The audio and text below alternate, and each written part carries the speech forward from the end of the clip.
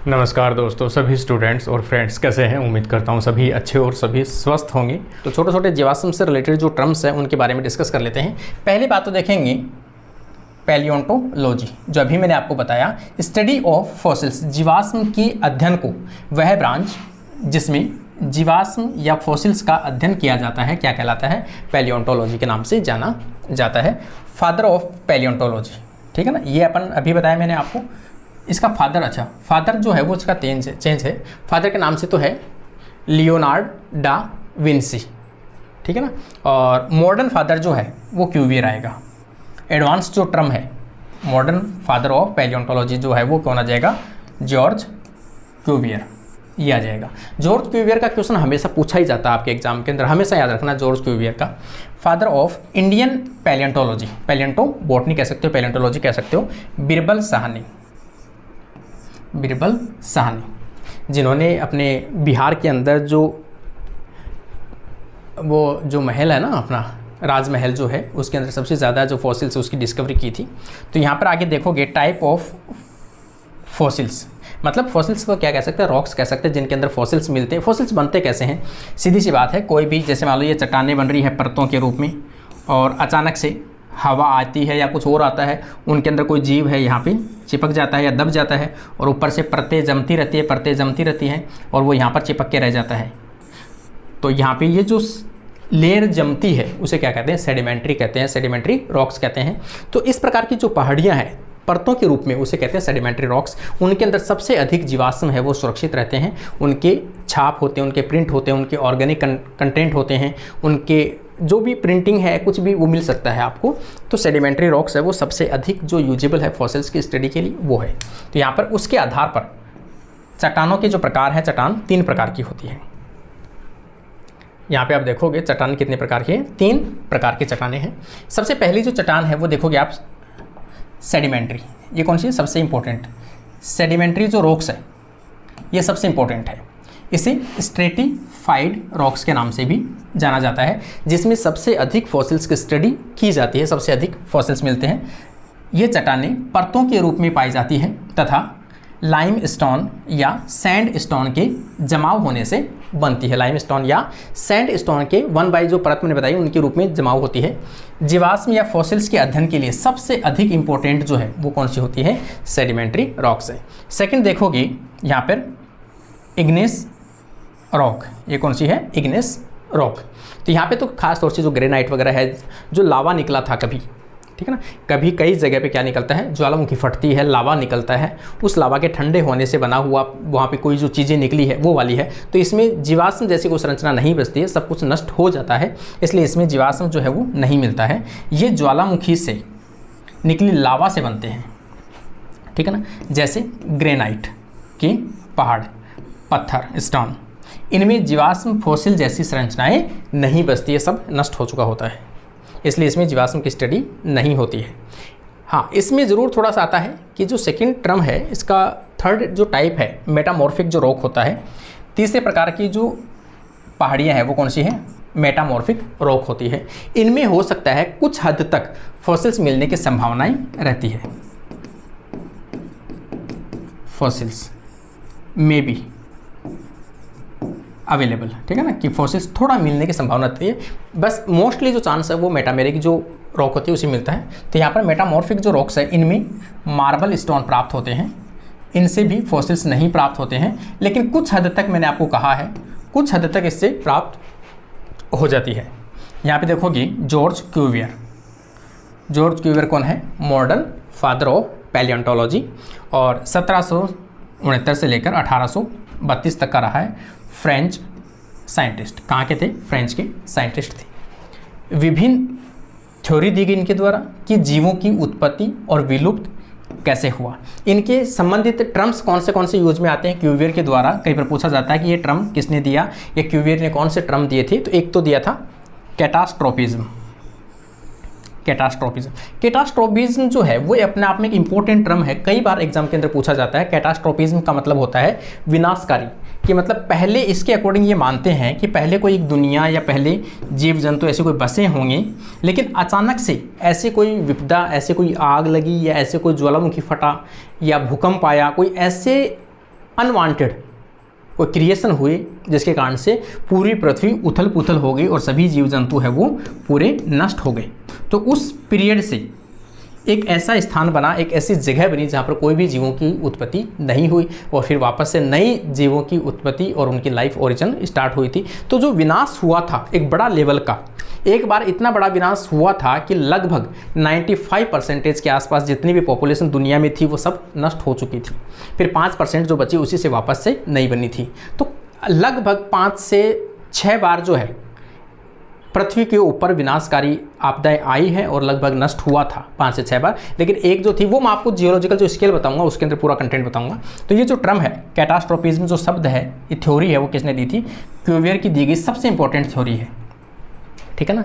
और कैटास्ट्रोफिज्म के अकॉर्डिंग इसने बताया कि ये जो भूकंप या ऐसी चीज़ आए थे उसमें जीव जो है वो पहाड़ियों के अंदर दब गए थे और उन्हीं के जो फॉसिल्स है वो आज मिल रहे हैं आपको। जैसे मान लो नीचे की तरफ अपन देखेंगे पेट्रोल बन रहे हैं, आपको कोयले निकल रहे हैं नीचे से। वो कहाँ से निकल रहे हैं? क्योंकि पहले जो पृथ्वी के ऊपर पेड़ पौधे थे वो नीचे चले गए, अधिक टेम्परेचर के कारण से आज वो किस में कन्वर्ट हो गए? कोयले अंदर कन्वर्ट होते हैं। तो ये सभी चीज़ें इन्होंने बताई थी। एक इन्होंने कॉरलेशन ऑफ पार्ट्स के कॉरलेशन बताए अलग अलग पार्ट्स के, और एक बताया था एसेंशियलिज्म। ये टर्म जो है 3, एसेंशियलिज्म और कॉरलेशन ऑफ पार्ट और कैटास्ट्रोफिज्म, ये तीनों टर्म जो है क्यूवियर के द्वारा दिए गए थे। तो कभी आपको पूछा जाए तो ये टर्म जो है वो आपको याद रखने हैं।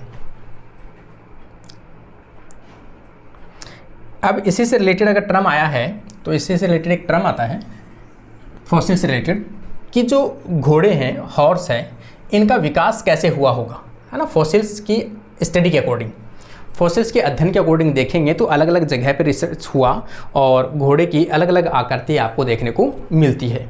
आज के टाइम पे आप देखोगे घोड़े के अंदर कि जो पैर है उसमें एक ही जो खुर है ना, वो मिलता है, एक ही जो टॉय मिलता है, मतलब उसकी एक अंगुली मिलती है। और पहले कोई टाइम पे हो सकता है उनके 4 अंगुलियां रही हो। जो पहले का टाइम था उस टाइम में इनके घोड़ों के अंदर कितनी अंगुलियां थी? 4 अंगुलियां ऐसे थी और वक्त के साथ में वो सभी किस में कन्वर्ट हो गई? एक में कन्वर्ट हो गई। तो अलग अलग टाइम के दौरान अलग अलग घोड़े की जो वेराइटी थी वो प्राप्त हुई थी या मिली थी फॉसिल्स के दौरान। तो यहाँ पे एक फ्लो चार्ट बनाया गया है फिर, ठीक है ना। यहाँ पे आप देखोगे इवोल्यूशन ऑफ हॉर्स। हॉर्स से कई बार क्वेश्चन पूछा जा चुका है, इसलिए मैंने हॉर्स की डिटेल है वो इसमें डाली है। घोड़ों का विकास एक जटिल प्रक्रिया है जिसकी स्टडी विभिन्न वैज्ञानिकों के द्वारा की गई है। जैसे पैलियोंटोलॉजिस्ट, जितने भी पैलियोंटोलॉजिस्ट है वो सभी इंटरेस्टेड थे। जिसमें से आप देखोगे सबसे इंपॉर्टेंट टर्म जब भी आएगा तो कार्ल मार्क्स जो टर्म है वो आएगा, कार्ल मार्क्स, ठीक है ना। ये टर्म हमेशा आएगा कि इवोल्यूशन ऑफ हॉर्स, घोड़ों का उद्विकास का जो अध्ययन है वो किसने किया था? तो मैंने यहाँ भी लिखा है O.C. मार्क्स ने अध्ययन किया था। ये वेरी वेरी इंपॉर्टेंट टर्म है, ये याद रख लेना भाई। एक है थॉमस हैक्सले और एक है मिचेल वोरिज, है ना, मिकेल वोरिज। अब इन्होंने जो मार्स, ये सबसे इंपॉर्टेंट है, ये 1879 में उत्तरी अमेरिका में जीवाश्मों की खोज की तथा घोड़ों के विकास का अनुक्रम बताया था। कहाँ पे इन्होंने रिसर्च की थी? उत्तरी अमेरिका के अंदर की थी। विकास का क्रम क्या रहा घोड़े का, इन्होंने ये क्लियर किया था। तो इन्होंने अलग अलग जो टाइम पीरियड है उसके अकॉर्डिंग बताया है। सबसे पहला जो सबसे पूर्वज जो घोड़ा है वो देखा कौन सा था? इयोहिपस। सबसे पहला जो था वो कौन सा था? इयोहिपस, जिसमें कितने अंगुलियाँ थी? 4 पैरों के अंगुलियाँ जैसी नोखर जैसी स्ट्रक्चर थी, जो अभी मैंने बताया 4 नोखर जैसी स्ट्रक्चर थी, अग्रपाद के अंदर स्टडी की गई है। और ये जो है इसका जो अगर नाम देखोगे आप तो कौन सा था? ये इयोहिपस जो था हायरेकोथेरियम, है ना, हायरेकोथेरियम। और जो टाइम पीरियड था वो कौन सा था? इयोसीन। ये टाइम पीरियड पूछा जाता है कौन से टाइम पीरियड के अंदर कौन सा घोड़ा मिला इनको, तो इयोसीन के अंदर कौन सा था? इयोहिपस था। कितनी अंगुलियां थी? 4 अंगुलियां थी। सेकंड मीजोहिपस, सेकंड कौन सा था? मीजोहिपस। और इसके अंदर जो टाइम था वो कौन सा था? ओलिगोसीन, ठीक है ना। इसमें टाइम कौन सा था? मीजोहिपस जो था घोड़ा वो कब मिला? ओलिगोसीन के अंदर था। और इसमें कितनी अंगुलियां मिली? 3 अग्रपाद की जब स्टडी की गई तो जीवाश्म के अंदर कितनी अंगुलियाँ देखने को मिली? 3, मतलब 4 से धीरे धीरे रिड्यूस होती गई, 3 में कन्वर्ट हुई। और उसके बाद में यहाँ पे आप देखोगे, थोड़ा सा मैंने क्लियर किया है, क्लियर करने की कोशिश की है। तो यहाँ पे अगला अगर आप देखोगे, तीसरा टर्म यहाँ पर मेरिकाइपस या मेरिकिपस, तो यहाँ पे ये कब था? मियोसीन, इस काल के अंदर देखा गया। और इसमें भी कितने थे? 3 नखर जैसे स्ट्रक्चर थी, अंगुले जैसे स्ट्रक्चर थी पैर के अंदर। तो 2 ऐसे घोड़े थे, 2 ऐसे इयोसीन थे, कौन सा? ओलिगोसीन और मियोसीन, जिनके अंदर तीनों के अंदर घोड़े में कितने कितने अंगुलियाँ थी? 3 थी। कौन से के अंदर? एक तो ये मीजोहिपस में और एक मेरिकहिपस में, मेरिकहिपस, ठीक है, इनमें भी 3 थी। अगला आ जाएगा प्लियोहिपस। प्लियोहिपस में कितनी हो गई? 1 हो गई, 3 से घटकर। और ये इनका जो काल था वो कौन सा था? प्लियोसीन में एक टॉय प्राप्त हुआ, एक जो खुर है वो बन गया, ठीक है ना। और यहाँ पे देखोगे सबसे एडवांस जो मॉडर्न है वो कौन सा है? इकस सबसे एडवांस है। मॉडर्न हॉर्स जिसे अपन अभी देख रहे हैं, मॉडर्न हॉर्स, इनका जो काल है कब से स्टार्ट हुआ है? तो प्लिस्टोसीन, ठीक है ना, प्लिस्टोसीन। और इससे पहले कौन सा था? प्लियोसीन से प्लिस्टोसीन। तो प्लिस्टोसीन में भी 1 खुर वाले घोड़े प्राप्त हुए। तो इन दोनों में 1 खुर, इनमें 3 खुर प्राप्त हुए, 3 अंगुलियां थी एक खुर के अंदर, ठीक है ना। तो ये इसका था घोड़ों की। इनमें से याद रखना भी कौन सा काल के अंदर कौन सा घोड़ा था और कितने उनके अंदर अग्रपाद की बात करेंगे तो उनमें कितनी अंगुलियां या टॉय उपस्थित थी। अब कुछ टर्म्स हैं जो यहाँ पे आप देखोगे, देखो हो सकता है इनमें से कभी आपसे कोई क्वेश्चन बने तो आप लोगों को थोड़ा सा याद रहे। फॉसिल्स पार्क इन इंडिया में फॉसिल्स पार्क कौन से हैं? जीवाश्म पार्क के नाम से।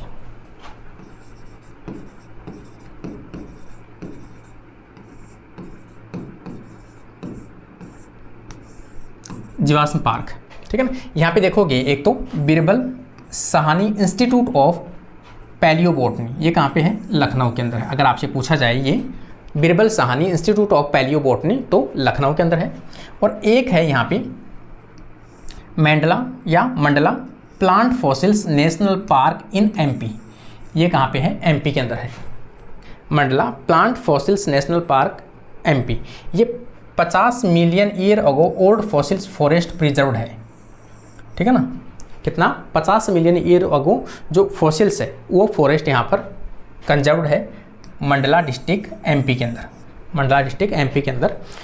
थर्ड अगर आप देखोगे राजमहल हिल्स कहाँ पे है? बिहार के अंदर है। राजमहल हिल्स जो लगभग 100 billion year ago old forest fossils available है, ठीक है ना। अगला आ जाएगा 260 मिलियन ईयर अगो कोल फॉर्मिंग, है ना, कोयले का फॉर्मेशन जो था फॉरेस्ट वाला उसको रिजर्व किया गया है उड़ीसा के अंदर है।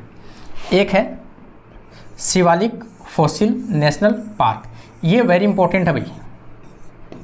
सबसे बड़ा जो नेशनल पार्क है इंडिया का वो कौन सा है? Shivalik national fossils national park जो है सिरमौर हिमाचल प्रदेश, सबसे बड़ा जीवाश्म पार्क है।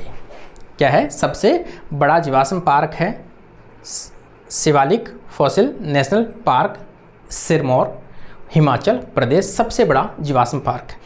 नेशनल फॉसिल्स पार्क, ठीक है ना, कौन सा? गुगवा,